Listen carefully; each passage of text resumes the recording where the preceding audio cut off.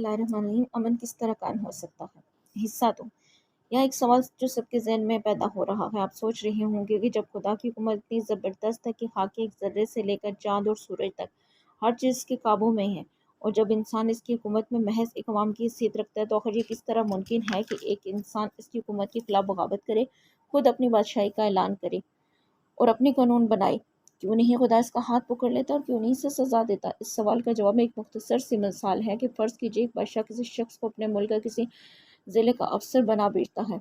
मुल्क बादशाह का, अवाम इसी की है, रेडियो, टेलीविज़न, फ़ौज, तमाम ताकतें इसी बादशाह की हैं। बादशाह की सल्तनत इस मुल्क के चारों तरफ, इस ज़िले के चारों तरफ फैली हुई है। इस छोटे से ज़िले का अफ़सर इसके मुकाबले में आजिज़ है। अगर बादशाह चाहे तो उसको पूरी तरह मजबूर कर सकता है कि इसके हुक्म से बाल बराबर ना मुड़े, लेकिन बादशाह इस अफ़सर की अक्ल का, इसके ज़र्फ़ का इम्तिहान लेना चाहता है, इसलिए वो इस पर अपनी गिरफ्त ढीली करता है, इससे अपने और इक़्तिदार को महसूस करवाता है। अब अगर वो अफ़सर अक्लमंद हुआ, नेमक हलाल हुआ, वफ़ादार हुआ, तो इस ढीली गिरफ्त के बावजूद अपने आप को अवाम का मुलाज़िम ही समझेगा। बादशाह के मुल्क में इसके कानून के मुताबिक हुकूमत करेगा और अपने इख्तियारात बादशाह ने जो इसे दिए हैं, इन्हें खुद बादशाह की मर्ज़ी के मुताबिक इस्तेमाल करते रहेगा। इस वफ़ादारी का तर्जुमल इसे बादशाह से ज़्यादा खुश होगा और उसे ज़्यादा मर्तबे देगा, ज़्यादा तरक्की देगा। लेकिन फ़र्ज़ कीजिए एक अफ़सर बेवकूफ़ और नमक हराम है, ठीक है? वो जो ज़िले में बादशाह ने उसको इख्तियार दिए हैं, उसे अपने गलत तरीके से इस्तेमाल करता है, बगावत करने पर उकसाता है लोगों को। इसके दिमाग में खुद एतमादी का वो जो कीड़ा बढ़ा हुआ है, वो खुद अपने आप को ज़िले का मालिक समझकर खुद सर हुकूमत करने लगता है।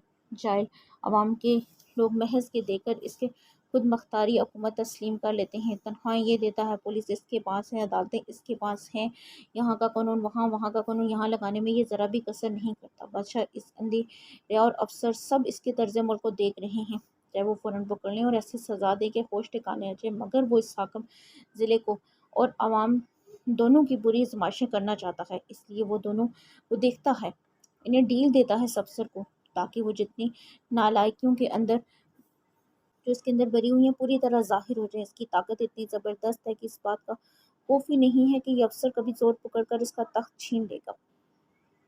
इस बात का भी अंदेशा नहीं है कि ये बागी नमक हराम लोग इसकी गिरफ्त से निकल कर कहीं भाग जाएंगे। इसीलिए जल्दबाजी के साथ फैसले करने की कोई ज़रूरत नहीं है। वो सालाना साल तक डील देता रहता है, यहाँ तक कि जब ये लोग अपनी पूरी खबासत का इज़हार कर चुके होते हैं और कोई कसर इसके इज़हार में बाकी नहीं रहती, तब वो एक ज़ोर का अज़ाब इन पर भेजता है, और वो ऐसी वक्त होता है कि वो कोई तदबीर इनके काम नहीं आती। मैं और आप खुदा के बनाए हुए ये अफ़सर सब के सब इस आज़माइश में मुब्तला हैं। हमारी अक्ल का, हमारी ज़र्फ़ का, हमारी फ़र्ज़ शनासी का इम्तिहान हो रहा है। अब हम में से हर शख्स को खुद फ़ैसला करना है कि वो अपनी असली बादशाह का नमक हलाल बनना चाहता है या नमक हराम। मैंने नमक हलाली का फ़ैसला किया, और मैं हर शख्स से बागी हूँ जो खुदा से बागी है। अब आप फ़ैसला खुद कीजिए, चाहे ये रास्ता अख्तियार कीजिए या चाहे वो रास्ता अख्तियार कीजिए।